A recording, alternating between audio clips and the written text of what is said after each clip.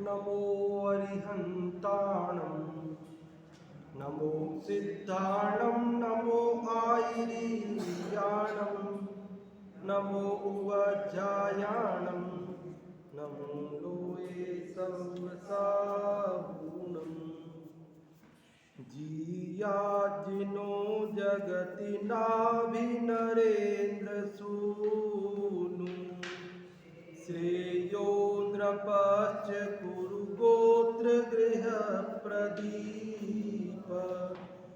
याभ्यां बभूव तुरिह व्रतदान तीर्थे सारक्रमे धर्मरथस्य चक्रे। परम धर्म रूपी रथ के चक्र, व्रत तीर्थ और दान तीर्थ के प्रवर्तक ऋषभदेव एवं राजा श्रेयांश का स्मरण करके यह मंगलाचरण दानोपदेश में किया गया है।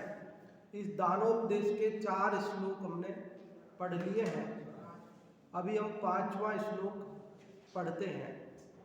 5वें श्लोक में क्या कह रहे हैं देखते हैं। कांतात्मज द्रविण मुख्य पदार्थ सार्थ प्रोत्थाति घोर घन मोह महासमुद्रे ओतायते ग्रहिणी सर्वगुणाधिकत्वात् दानं परम परम सात्विक भावयुक्तम। क्या कह रहे हैं इसके अंदर। प्रथम श्लोक में मंगलाचरण करके और दूसरे श्लोक में राजा श्रेयांश की महिमा बताकर तीसरे श्लोक में यह धरती वसुमती क्यों कहलाई, क्योंकि जिस समय उन्होंने आहार दान किया था राजा श्रेयांश ने ऋषभदेव मुनिराज को, तो जो पंचाश्चर्य हुए थे उनमें एक रत्न वृष्टि भी हुई थी और उस रत्न वृष्टि के कारण ये धरती वसुमती कहलाई। और चौथे श्लोक में उन्होंने बताया कि ए मनुष्य भव दुर्लभ, और फिर ये जीवन धन यौवन आदि क्षणभंगुर, ये सब पाकर भी जो लोभ रूपी कुएं के अंधेरे में रहते हैं उन लोगों को उस लोभ रूपी कुएं के अंधेरे से बाहर निकालने के लिए हम करुणापूर्वक कुछ कहते हैं, ये दान की बात कहते हैं। ये बात यहाँ हमने पढ़ी थी। इस 5वें श्लोक में बता रहे हैं कि कांतात्मज द्रविण मुख्य पदार्थ सार्थ।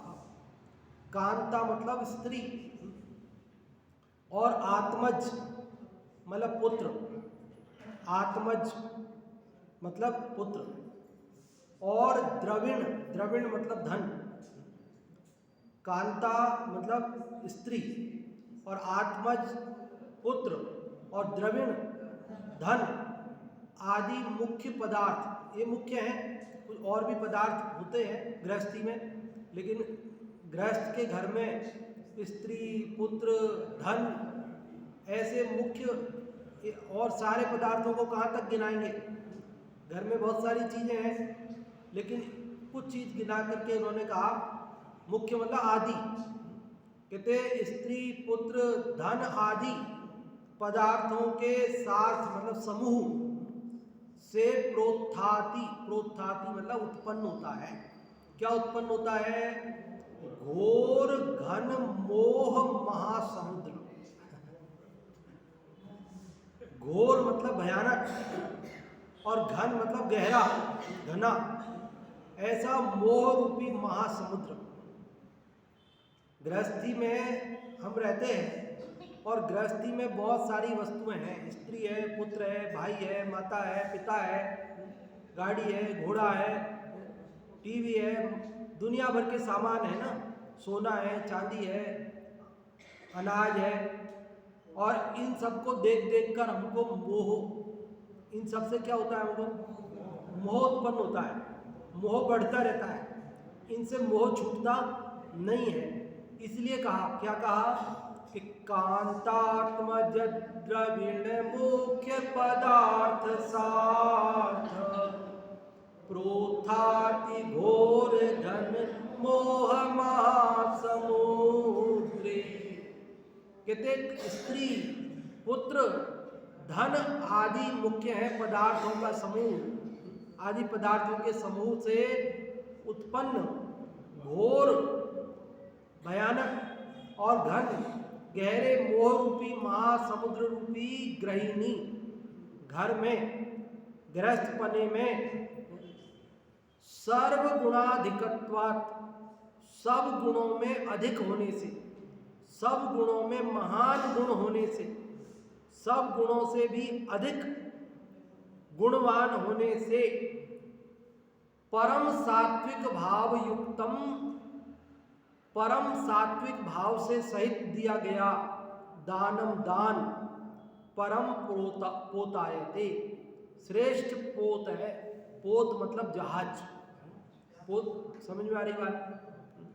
देखो समुद्र हो और बहुत बड़ा विशाल गहरा समुद्र हो, उससे पार होना हो तो कोई जहाज मिल जाए, शिप मिल जाए तो पार हो सकते हैं, और जहाज नहीं मिले तो पार नहीं हो सकते, उसमें डूब जाएंगे, मर जाएंगे। तो यहाँ कह रहे कि ये गृहस्थी एक बड़ा समुद्र है, ये मोह का समुद्र है। इस मोह के समुद्र में हम रहते हैं, हम गृहस्थी में रहते हैं ना, गृहस्थी में। तो ये गृहस्थी क्या है? एक महासागर है, मोह महासागर है। क्या है ये?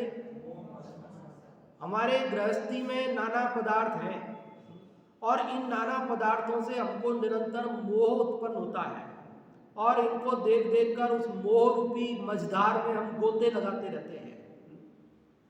लेकिन यदि कोई सात्विक भाव से दान देता है तो इस गृहस्थी से तिर जाता है, पार निकल जाता है, मोक्ष चला जाता है, ये इस महासमुद्र से पार हो जाता है।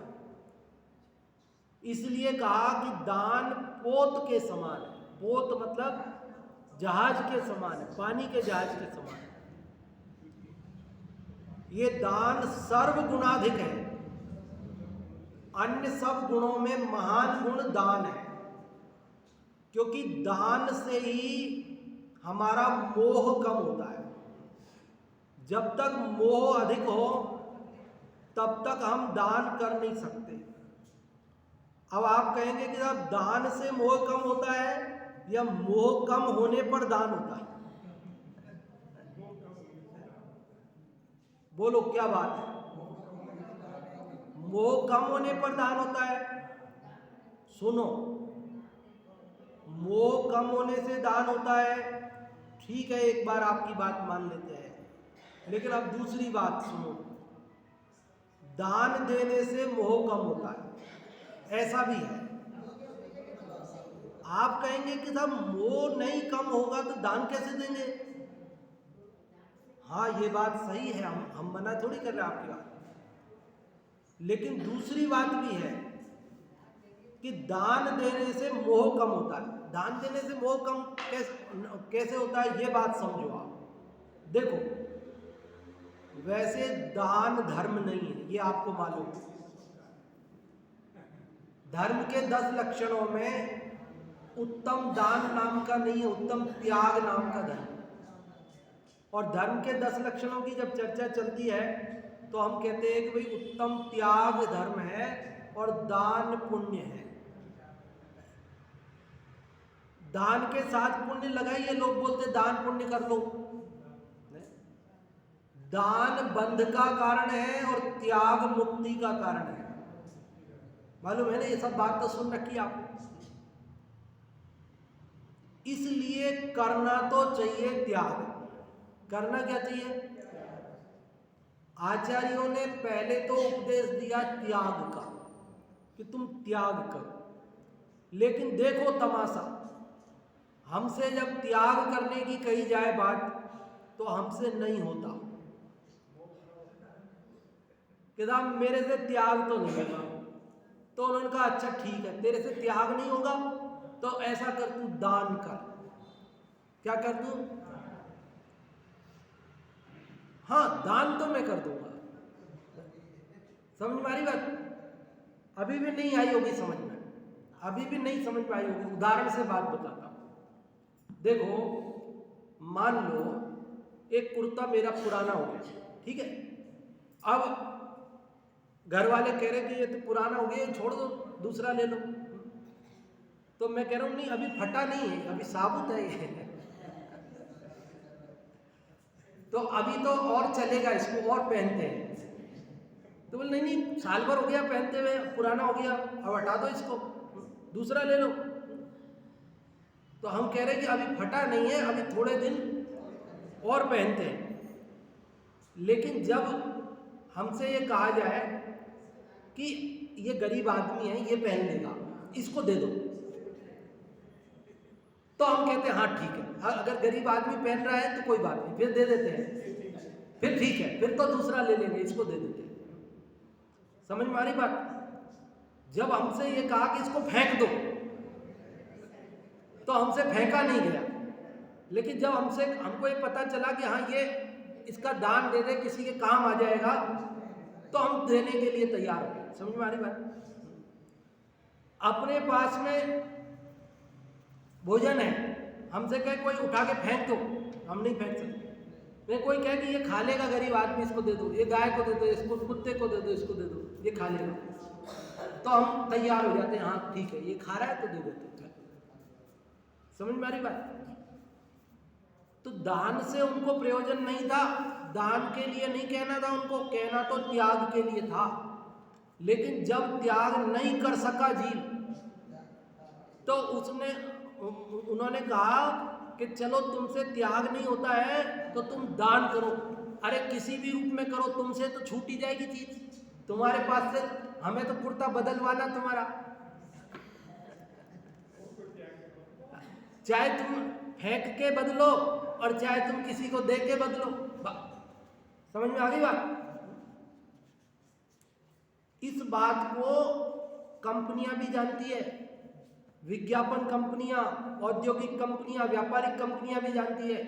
वो जानती है आपके घर में जब तक टीवी पहले का खराब नहीं होएगा तब तक आप दूसरा नहीं खरीदोगे, और जब तक ठीक होता रहेगा तब तक भी आप दूसरा नहीं लाओगे। तो वो ये कह रहे कि जब तक ये फिर हमारा बिकेगा ही नहीं, फिर हम क्या करेंगे? तो उन्होंने कहा कि तुम्हारा पुराना टीवी चलता हुआ ही ले आओ और नया ले जाओ, और हम आपको उसके पुराने के 10,000 कम कर देंगे नए में। समझ गए ना कि आप हमसे 50,000 का टीवी लेके जाओगे और आपका जो बिल्कुल पुराना टीवी जिसका बाजार में आप बेचने जाओ तो 2,000 भी नहीं मिलेंगे, उसके हम आपको 10,000 रुपये देंगे, तुम ये पुराना हमको दे जाओ और तुम नया ले जाओ। क्या करती होंगी पुरानी टीवी का कंपनियां? कुछ नहीं करती, भंगार में पटक देती है, कुछ नहीं। क्या क्या मिलेगा उसको? कुछ नहीं, उनको मतलब ही नहीं उससे। उनको तो ये मतलब है कि 40,000 तो में तो ले गए तुम हमारा टीवी खरीद के, क्योंकि यूं तो तुम खरीद के नहीं ले जाते, लेकिन तुम्हारे पुराने टीवी के तुमको 10,000 मिल रहे थे, इसलिए तुम तैयार हो गए देने के लिए और नया लेने के लिए। अगर पुराने के कोई खरीदार नहीं मिलता ना तुमको, तो तुम नया नहीं ले जाते। बोलो है कि नहीं है ये बात? ये जैनाचार्यों का मनोविज्ञान है। ये जैनाचार्य मनोवैज्ञानिक हैं, हमारे मन को जानते हैं कि हमारा मन कैसा है। ये त्याग नहीं कर सकता जीव, लेकिन दान करने के लिए तैयार हो जाता है। लेकिन पूरी तरह आपका मोह टूट जाएगा तब तो आप त्याग कर दोगे, लेकिन दान करके भी मोह कुछ तो कम हुआ। अगर आप दान नहीं करते तो फिर मोह तो उसका बना ही रहता आप, और आज दान करोगे तो कल त्याग भी करोगे। देखो, एक साल पहन के कुर्ता 4 साल तक मैं दान करता रहा, ठीक है, किसी गरीब आदमी को देता रहा। अब 5वें साल मुझे आदमी नहीं मिले पहनने वाला, तो भी मेरे से नहीं पहना जाएगा पुराना, अब तो नया पहनने की आदत पड़ जाएगी, अब पुराना थोड़ी पहना जाएगा। अब तो बदलना ही है। समझ में आ रही बात आपको? एक बार किसी भी निमित्त से सही छोड़ने की आदत पड़ गई आपको, फिर तो छोड़ेगा ही छोड़ेगा, फिर वो रह नहीं सकता, रख नहीं सकता उसको। समझ में आ रही बात आपको? फिर तो आदत पड़ जाएगी उसको। ऐसा स्वरूप है। ये जो दान का उपदेश है ना, ये दान के लिए तो है, लेकिन वास्तव में प्रकारांतर से त्याग के लिए। किसके लिए है ये? वो कहते हैं कि तुमसे छूटता नहीं है तो तुम थोड़ा थोड़ा दो, दूसरे को दो, और दूसरे को थोड़ा थोड़ा देते देते तुम्हें आदत ऐसी पड़ जाएगी कि अच्छा ठीक है ना, फिर एक दिन तुम सब कुछ भी त्याग दोगे। तो यहाँ जो दान का उपदेश है, यह जीव को मोक्ष पहुंचाता है, संसार सागर से पार निकालकर मोक्ष पहुंचाने के लिए ये दान का उपदेश है। परंपरा से ये संसार सागर से निकलकर मोक्ष महल में पहुंचने का उपाय है, ये कह रहे हैं। क्या समझ में आई 5वें श्लोक में बात? कांतात्मज द्रविण मुख्य पदार्थ साथ प्रोत्थाति घोर घन मोह महासमुद्रे पोतायते ग्रहिणी सर्वगुणाधिकत्वात् दानं परम परम सात्विक भावयुक्तम। पेज नंबर 125 और श्लोक नंबर 203। दानोपदेश का श्लोक नंबर 4 और पद्मनंदी पंचविंशतिका का पूरा क्रम से देखें तो 203, 198 तो हो गए अपने धर्मोपदेशामृत के, और ये जो है दानोपदेश का 5वां, तो इस प्रकार 203 नंबर का है। तो क्या कह रहे हैं इसमें? कांता मतलब स्त्री, आत्मज मतलब पुत्र, द्रविण मतलब धन, मुख्य मतलब आदि, पदार्थों का सार्थ मतलब समूह, इससे प्रोत्थाति उत्पन्न घोर और घने मोह रूपी महासमुद्र रूपी गृहिणी गृहस्थी में सर्वगुणाधिकत्वात् सब गुणों में अधिक होने से परम सात्विक भाव युक्तम दानम, परम सात्विक भाव युक्त जो दान है वह परम पोतायते श्रेष्ठ पोत के समान है, श्रेष्ठ जहाज के समान है। स्त्री पुत्र धनादिक से उत्पन्न मोहमय ग्रह आश्रम तरने हेतु जहाज श्रेष्ठ है, सद्भावों से देना दान। स्त्री पुत्र धनादिक से उत्पन्न मोह रूपी यह गृहस्थाश्रम है। गृहस्थाश्रम में मोह के निमित्त हैं। मोह कम नहीं होता, यहाँ मोह बढ़ता जाता है, मोह बढ़ता जाता है। ऐसा नहीं है कि वृद्धावस्था में मोह कम हो जाएगा। जवानी में ही मोह है ऐसा नहीं है, बचपन में ही मोह है ऐसा नहीं है। अरे बालक को माँ बाप से, भाई बहनों से, हर चीज से कितना मोह है। अगर कोई उसके कोई कागज का टुकड़ा भी हाथ में से ले लेना तो ऐसे रोता है जैसे कोई उसका सारा साम्राज्य छीन लिया हो ऐसे। और वृद्धावस्था में तो मोह कम हो जाता होगा, कि कहाँ कम हो जाता है, मोह बढ़ता ही जाता है। उसको लगता है अब तो ये सब छूट जाएंगे, सही हो, अब तो वृद्धावस्था आई है, अब कभी आयु पूरी हो जाएगी और ये सब संयोग छूट जाएंगे। इस आशंका से ही भयाक्रांत हो जाता है जी, इतना मोह है। और भले ही बेटे सुनते ना हो, भले ही बहुएं सुनती ना हो, तो भी मेरे हैं मेरे हैं मेरे हैं मेरे हैं तो मेरे ही, भले ही कहना नहीं माने पर है तो मेरे ही, ऐसा मोह चलता है।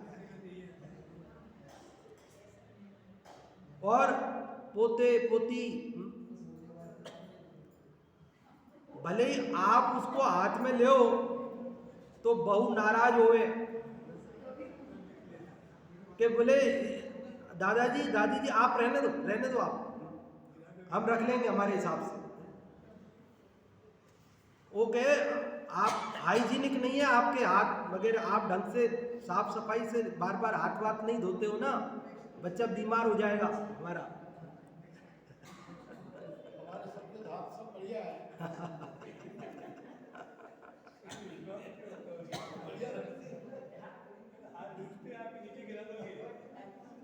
हाँ, आपके हाथ कांपते हैं, गिर जाएगा बच्चा, आप रहने दो। आप गिर जाओगे तो हमारे और मुसीबत हो जाएगी। ऐसा स्वरूप है जगत का। तो भी नहीं, मेरा है मेरा है मेरा है, ऐसा मोह। इस गृहस्थी में किसी भी उम्र में जाकर मोह कम नहीं होता। मोह कम करने का अभ्यास करता है, भेद ज्ञान करता है, स्वाध्याय करता है तो कम होवे, बाकी तो नहीं होता। बाकी तो 100 वर्ष का हो जावे और गर्दन साइड में लटक जावे तो भी वह जो है मोह के कारण मेरा है मेरा है मेरा है मेरा है ऐसा करता है। इसलिए कहा ये गृहस्थी एक बहुत बड़ा महासागर है। सागर में कोई व्यक्ति गिर जाए, हाथ पैर मारे, पार नहीं हो पाए और उसमें डूब के मर जाए, ऐसे ही ये गृहस्थी है। लेकिन अगर किसी को जहाज मिल जाए तो पार हो जाए। तो कह रहे इस गृहस्थी में अगर मोह से पार होना है तो कह रहे ये दान जो है ये जहाज है। आप दान दे करके अपने मोह को कम करके इस संसार से पार हो सकते हैं। लेकिन दान के लिए 2 विशेषण लगाए हैं। एक विशेषण तो दान कैसा हो इसके लिए, और एक दान कैसा है वो उसके लिए। एक तो परम सात्विक भाव युक्तम दानम, दान कैसा? सात्विक भाव से दिया गया दान।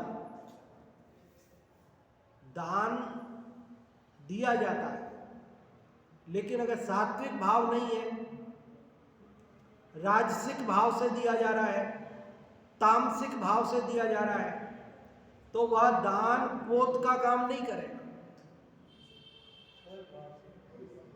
तो साहब वो इसने दिया दान, उसने दिया, उसने दिया, उसने दिया और हम नहीं देंगे तो अच्छा नहीं लगता, तो ये सात्विक भाव मुक्त नहीं।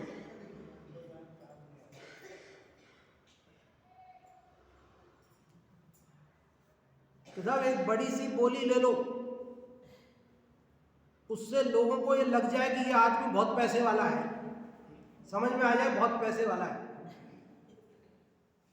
और बहुत पैसे वाला समझ में आ जाएगा तो फिर लोग अपना धन हमें देने में संकोच नहीं करेंगे। उनको ये बात समझ में आ जाएगी कि अपना पैसा सोने की तिजोरी में है, पैसे वाला आदमी कभी भी दे देगा, तो आराम से बाजार से पैसा हमको आराम से मिल जाएगा।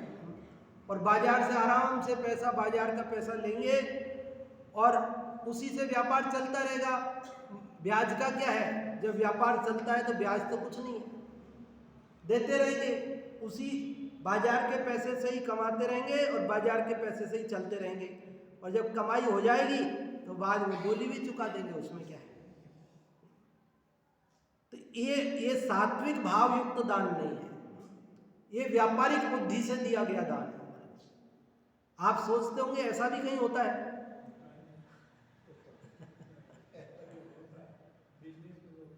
जगत में नाना प्रकार के लोग हैं और नाना प्रकार की बातें हैं। जब बिल्डर वो फ्लैट बनाते हैं तो वो कहते था हम यहाँ एक चैत्यालय भी बना रहे हैं, तो क्या उन्हें चैत्यालय बनाने का भाव है, या ये 200 फ्लैट हमारे आराम से बिक जाएंगे, अच्छे भाव से बिक जाएंगे, ये भाव है?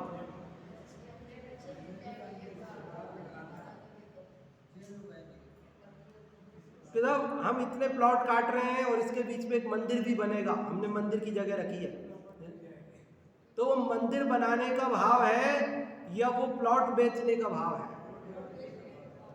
तो ऐसे दान को अगर इन किसी प्रकार के परिणामों से दिया तो वो सात्विक भाव युक्त नहीं है। परोपकार की भावना से, मेरा मोह कम हो इस भावना से, न्याय नीति पूर्वक कमाए गए धन में से, ऐसे नहीं कि भैया कैसे भी कमा लो, नंबर 2 से, और फिर बाद में अपन क्या करेंगे, उसमें से थोड़ा हिस्सा दान कर देंगे। तो परम सात्विक भाव युक्त नहीं। एक बड़े श्रेष्ठी आए थे उदयपुर में, उदयपुर की घटना है, बाहर की नहीं है और आप लोगों ने भी सुना होगा, नाम तो नहीं लेता हूं। तो उन्होंने बहुत दान देते रहते सब जगह, यहाँ भी दिया था उदयपुर में भी, यहाँ मतलब सेक्टर 11 में नहीं, उदयपुर में। तो उन्होंने मंच से बोला कि देखो साहब, हम अगर टैक्स दें सरकार तो हमारा आधा टैक्स जाता है, क्योंकि हमारा व्यापार ऐसा है कि उसके ऊपर टैक्स की रेट बहुत ज़्यादा है, इसलिए हम सरकार को टैक्स नहीं देते। हाँ, ये पैसा हम दान दे देते हैं, सब जगह जहाँ जहाँ जाते हैं वह दान दे देते हैं। कोई आता है उसको खाली नहीं भेजते हैं, हम दान दे देते हैं। और आए दिन सरकार फिर टैक्स के छापे डालती है हमारे यहाँ, तो वो आते हैं तो जो उनको मिलता है थोड़ा बहुत वो ले जाते हैं, फिर भी हमें कोई नुकसान नहीं है, क्योंकि हम नंबर 1 में देवे तो बहुत सारा टैक्स देना पड़ता है, कई चीज़ों पे टैक्स की रेट बहुत ज़्यादा है ना। अब बताओ, ये परम सात्विक भाव युक्त दान नहीं है। अरे न्याय नीति से कमाए गए धन में से, अन्याय से कमाए गए धन में से नहीं, अनीति से कमाए गए धन में से नहीं। एक बार तो एक विद्वान के मुख से, वो विद्वान अभी इस धरती पर नहीं है, उनका स्वर्गवास हो चुका, इसलिए मैं नाम नहीं लूंगा, अगर होते तो भी नहीं लेता और ये सेक्टर 11 की घटना है, बाहर की नहीं है, इसलिए बता रहा हूं। उन्होंने मंच से ये बोला था सरकार के टैक्स की चोरी चोरी नहीं है। हाँ, पर वो बहुत गलत बोला था। एक बार किसी ने बोला, हाँ बोला था किसने बोला ये याद हाँ, नहीं है, मुझे याद है पर बताऊंगा नहीं। किसने बोला ये याद नहीं है, बिल्कुल यही बोला, टैक्स की चोरी, सरकार के हाँ, टैक्स की चोरी चोरी नहीं है। अब किसे नहीं? तो मैं ये बता देना चाहता हूँ कि सरकार के टैक्स की चोरी चोरी ही है, जैन दर्शन उसे चोरी ही मानता है। तत्वार सूत्र में उमा स्वामी महाराज ने जो चोरी के प्रकरण में, आचौर्य व्रत के प्रकरण में साफ लिखा है, राज्यातिक्रम, विरुद्ध राज्यातिक्रम, राज्य के कानून के विरुद्ध का जो है वो सब मान्य नहीं है, वो सब अपराध है, दोष है, पाप है, वो करने योग्य नहीं है। इस भव को भी बिगाड़ता है, पर भव को भी बिगाड़ता है। इसलिए अब आप चाहे उसे कुछ भी समझो, सरकार तो सरकार है, सरकार हम पे अन्याय करेगी तो भी हमें सहना पड़ेगा। हम सरकार से निवेदन कर सकते हैं, हाथ जोड़ के जो छूट ले सकते हैं वो ले सकते हैं, लेकिन अगर सरकार नहीं माने और उनको हमको नहीं देना ही पड़ेगा तो देना ही पड़ेगा, उसमें क्या है। ये प्रजातंत्र है जो हमको थोड़ा प्रोस्टेट करने का, मतलब विरोध प्रदर्शन करने का, अपनी बात रखने का थोड़ा सा अवसर भी मिलता है, लेकिन राजतंत्र में तो वो भी नहीं था, बोल भी नहीं सकते थे। लेकिन इसके बाद भी हम विरोध प्रदर्शन कर सकते हैं, हम अपनी मांग कर सकते हैं, हम अपनी मांग रख सकते हैं, लेकिन इसके बावजूद भी डिसीजन तो सरकार का ही रहेगा, निर्णय तो उसका ही रहेगा, और निर्णय जो भी होगा वो हमको चाहे ऊं करें कि चूं करें मानना पड़ेगा। कई लोग जोश जोश में कहते हैं कि नहीं हम नहीं मानेंगे, कि नहीं मानोगे तो सजा मिलेगी, कुछ नहीं हो सकता है।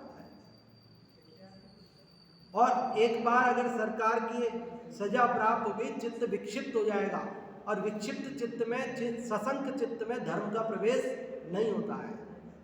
अरे त्याग धर्म है, यहाँ दान, टैक्स, ये सब तो छोड़ना तो सभी है ना। अब वो छूट रहा है जो छूट जाने दो, उसमें क्या है, नियम के अनुसार देकर निश्चिंत हो जाओ। हाँ बिल्कुल, हाँ हाँ, तो गलत था वो, हमने तो मना किया था और हम खुद नहीं आए थे, और लोगों ने सोचा था ये कैसे पंडित जी हैं। लेकिन हम तो एक बात मानते हैं कि सरकार के नियम का उल्लंघन नहीं करना। सरकार ने जो नियम बनाया है, हमने तो जब सरकार ने परमिशन दी तभी यहाँ स्वाध्याय चालू किया, जब तक सरकार ने परमिशन नहीं दी, हमने कह दिया कि हम ऑनलाइन कर रहे हैं, घर से आप सुन लो, क्योंकि सरकार के नियम को तो हमें मानना ही है, क्योंकि नहीं मानने पर क्या है, चित्त सशंकित रहता है। भले कोई आए नहीं आए, भले कोई कार्रवाई करे नहीं करे, लेकिन हमारे चित्त में तो यही रहेगा ना, कोई आ नहीं जाए, कोई आ नहीं जाए। बाहर आकर गाड़ी रुकी, अरे कोई आया तो नहीं। तो ऐसे दिमाग में कोई धर्म प्रवेश करेगा? शांत चित्त में धर्म प्रवेश करता है। सहजता पढ़ते हैं, पर सहजता क्यों? जब तक सहज हुए बिना धर्म नहीं होता। असहज में जब तक रहेगा व्यक्ति, तब तक धर्म नहीं हो सकता। इसलिए यहाँ कहा कि परम सात्विक भाव युक्तम, दान कैसा हो? सात्विक। सात्विक के आगे भी शब्द लगाया परम सात्विक, परम सात्विक भाव से सहित। और ये दान सभी गुणों में अधिक है, अन्य गुणों से भी महान है। देखो अर्थ, स्त्री, पुत्र, धन आदि जो मुख्य पदार्थों का समूह, उससे उत्पन्न हुआ जो अत्यंत घोर तथा प्रचुर मोह, उसके विशाल समुद्र स्वरूप इस गृहस्थाश्रम से पार होने के लिए परम सात्विक भाव से दिया हुआ तथा सर्व गुणों में अधिक ऐसा उत्कृष्ट दान ही जहाज के समान है। भावार्थ, गृहस्थाश्रम में धन कुटुंब आदि से अधिक मोह रहता है, इसलिए गृहस्थपना केवल संसार में डुबोने वाला है। परंतु यदि उस गृहस्थपने में दान दिया जाए तो वह दिया हुआ दान मनुष्यों को संसार रूपी समुद्र में डूबने नहीं देता है। इसलिए भव्य जीवों को सर्व गुणों में उत्कृष्ट दान को देकर गृहस्थाश्रम को अवश्य सफल करना चाहिए। देखो, जब हमने शुरू में यहाँ धर्मोपदेशामृत नाम का पहला अधिकार पढ़ा था, तो वहाँ पर उन्होंने 6 श्लोकों में मंगलाचरण के बाद 7वें श्लोक में ये बात कही थी कि धर्म दया रूप है। 2 भेद करेंगे तो गृहस्थ, श्रावक और मुनि धर्म का, ऐसा 3 भेद करेंगे तो रत्नत्य, 10 करेंगे तो उत्तम क्षमादि, और परमार्थ से आत्मा का जो निर्मल परिणति है, भाव है, वही धर्म है। तो वहाँ जब 2 तरह का धर्म बताया, कौन कौन सा? एक श्रावक धर्म, एक मुनि धर्म, गृहस्थ धर्म, मुनि धर्म।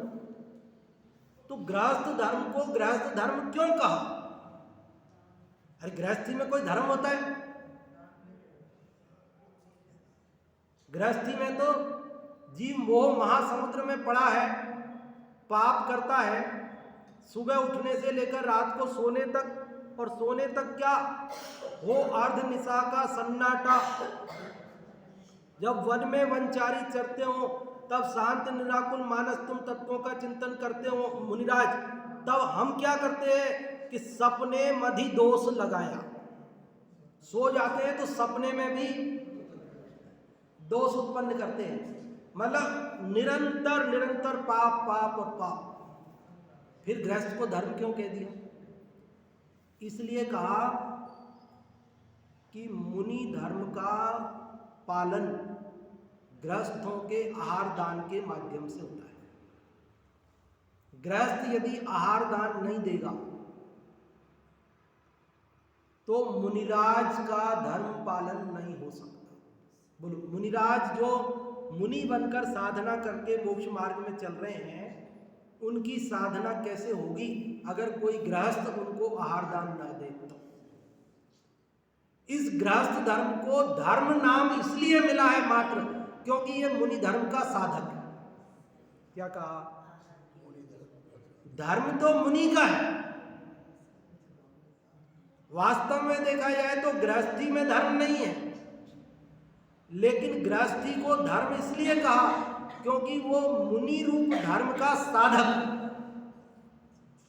ये श्लोक आया था, हमने पढ़ा था, याद है आपको?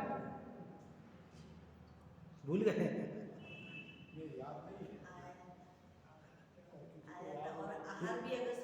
देखो, मैं ढूंढूं कि मिलना मुश्किल है मेरे को, तो यशोधरा आंटी जी होते तो तुरंत निकाल देते हैं, पर ये आया था, ये बात पक्की है। आया था, और ये भी बात आई थी हाँ, कि अगर श्रावक नहीं होते तो मुनिराज को आहार दान भी का, ये भी आया हाँ बिल्कुल, यही तो कि अगर श्रावक नहीं हो तो मुनिराज को आहार दान कौन देगा, बताओ कैसे कैसे चलेगा वो धर्म। इसलिए गृहस्थ धर्म को धर्म कहा, गृहस्थ की जो है वो प्रशंसनीय कहा गृहस्थ को। देखो ये 10वें श्लोक में तो बात आई थी जीवन दान सबसे बड़ा दान है ना, ये दया धर्म की बात चल रही है 12वें में, हाँ 12वां बिल्कुल सही निकाल दिया। किन्होंने निकाला ये 12वां किन्ने, हाँ चलो आपके लिए ताली बजा करके अनुमोदना कर सकते हैं हम, बहुत बढ़िया। 12वें श्लोक में आई ये बात, देखो 12वां श्लोक पेज नंबर है,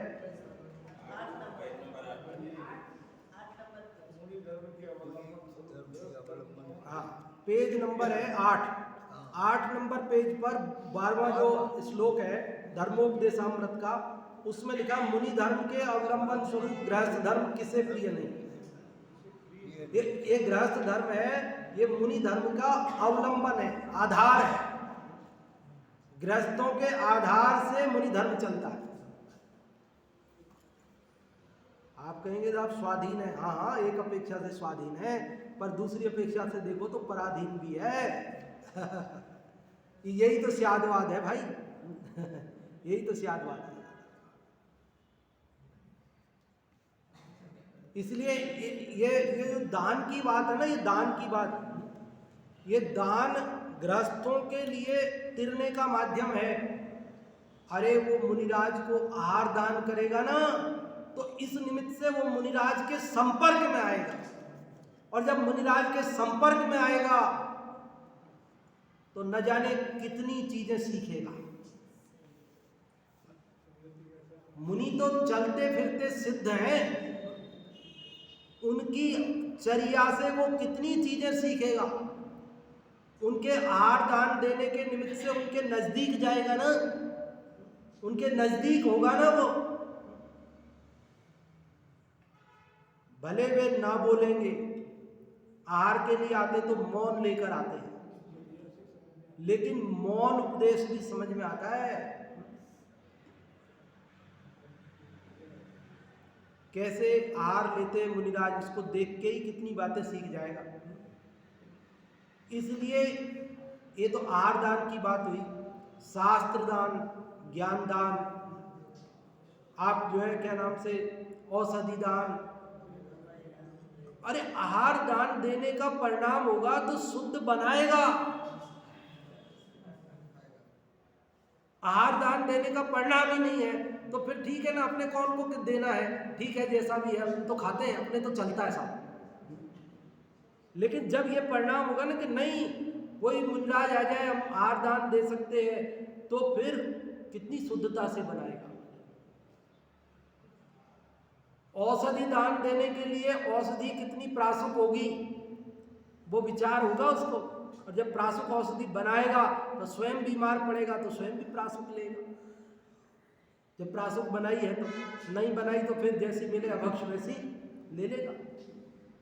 तो ये दान देने के निमित्त से वो बहुत सारी चीजें सीखता है, अपना मोह कम करता है, और इस संसार सागर से परंपरा से पार होकर मोक्ष प्राप्त करता है। इसलिए ये दान भी महान है, और इस संसार सागर से पार होने के लिए जहाज के समान है। ये मनुष्यों को संसार रूपी समुद्र में डूबने नहीं देता है। इसलिए भव्य जीवों को सर्व गुणों में उत्कृष्ट दान को देकर गृहस्थाश्रम को अवश्य सफल करना चाहिए। गृहस्थ अगर दान नहीं देवेगा तो उसका गृहस्थाश्रम निष्फल है। अन्य जो वैदिक मत है उसमें भी 4 आश्रम माने ना, ब्रह्मचर्याश्रम, गृहस्थाश्रम, वानप्रस्थाश्रम, संन्यास आश्रम, वो तीनों आश्रम जो है ना वो सब गृहस्थ के माध्यम से चलते हैं। ब्रह्मचर्य आश्रम वालों को भी गृहस्थ देता है, वानप्रस्थाश्रम वालों को भी गृहस्थ देता है, और संन्यास आश्रम वालों को भी गृहस्थ देता है। गृहस्थ नहीं होगा तो न तो ब्रह्मचर्य आश्रम पलेगा, न तो वानप्रस्थाश्रम पलेगा, न संन्यास आश्रम पलेगा। और वो उनको पालकर उनका अवलंबन बनकर वो भी उनकी शिक्षा प्राप्त करता है, और वो गृहस्थी के जंजाल को छोड़कर एक समय आता है कि जब वह भी वानप्रस्थ संन्यास जैन दर्शन के अनुसार वो भी मुनि बनकर मुक्ति को प्राप्त करता है? शुरुआत वहाँ से होती है, हाँ, संपर्क में आता है, तो संपर्क के अनुसार मेहनत तो करेगा ही करेगा। बिल्कुल। तो इसलिए कई लोग क्या समझते हैं, साहब दान तो पुण्य है, वो तो हमें करना नहीं है, वो तो बंध का कारण है। अरे भाई, वो परंपरा से मुक्ति का कारण है, और दान पुण्य है और वो बंध का कारण है, हमें नहीं करना है। तो पहले पाप बंध का कारण छोड़ो, फिर पुण्य बंध का छोड़ना। पाप बंध का तो छोड़ा नहीं है, कमाना तो छोड़ा नहीं है, और पुण्य से डर लगता है। पाप से डर नहीं लगता, वो पुण्य से डर लगता है। ये भली होनहार नहीं दिखती है भाई, पहले पाप से डरो फिर पुण्य से डरना। हाँ, पुण्य बंध का कारण है, ये बात सही है, लेकिन पहले पाप बंध से बचो, फिर पुण्य बंध को भी छोड़कर संवर निर्जरा के मार्ग में बढ़कर मुक्ति को प्राप्त किया जाता है। इसलिए भली भांति यथा योग्य, जैसा जिस अपेक्षा से कहा वैसा समझना, दान का महत्व समझकर हमारे गृहस्थपने में अवश्य ही दान देने का परिणाम रखना, और दान के माध्यम से सर्व त्याग करके मुक्ति की प्राप्ति की भावना रखना। इसी के साथ हम बात को विराम देते हैं। अगले श्लोक की चर्चा अपन कल करेंगे, और यदि आप लोगों में कोई बताना चाहते हो इस 5वें श्लोक में आपको क्या समझ में आया, तो एक एक जने को अवसर है, एक पुरुष वर्ग से और एक महिला वर्ग से। हाँ जी, बताएं। हर्षिता राजकुमारी जी को पीछे।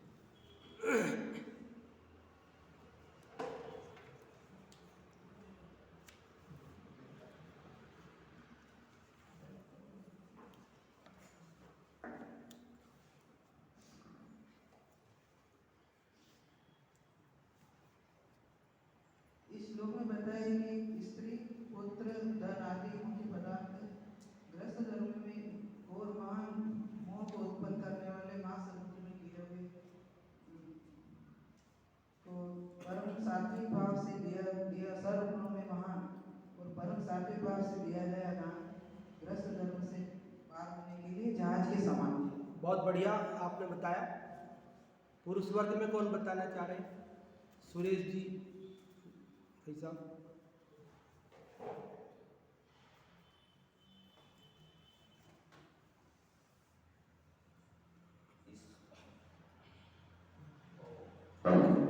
इस श्लोक में आचार्य देव ने ग्रस्ताश्रम को उत्कृष्ट दान को चांस स्वरूप बताकर देने के लिए बताया ग्रस्तों के लिए। क्या कि ग्रस्त जो है स्त्री, पुत्र, धन और नाना प्रकार के मोह में फंसा हुआ रहता है, उसके कारण वो अपने भाव को बिगाड़ता है, और इस बहुरूपी समुद्र से पार होने के लिए दान को परम उत्कृष्ट भाव से दिया हुआ सर्वगुण सत्य के उत्कृष्ट दान ही जांच के समान है। आज बहुत अच्छा आपने बताया। अभी जिनवाणी स्तुति करते हैं।